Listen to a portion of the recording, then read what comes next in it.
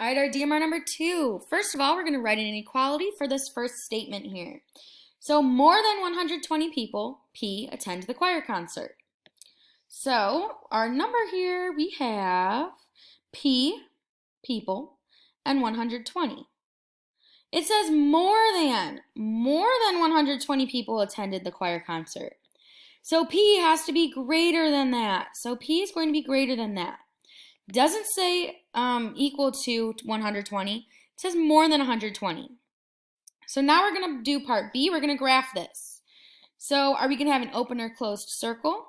We are going to have an open circle because there's not a line under there, meaning it's not equal to. So we're going to have an open circle. Whoop, this should be 120. My bad. 120, negative 120. All right, we're going to have an open circle on 120. And we are going to shade which way? We are going to shade to the right. To the right, to the right, to the right, to the right.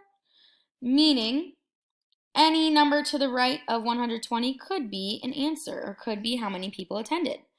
So part C says we're going to identify two numbers that can represent the number of people that could have attended the choir concert.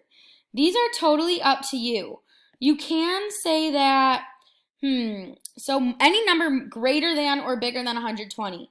So you can have 135. I don't know, you can have 200. You can have any number. So you can put any number here, any number. You don't have to write this.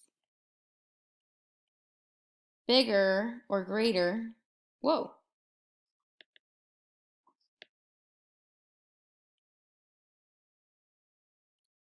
Than 120.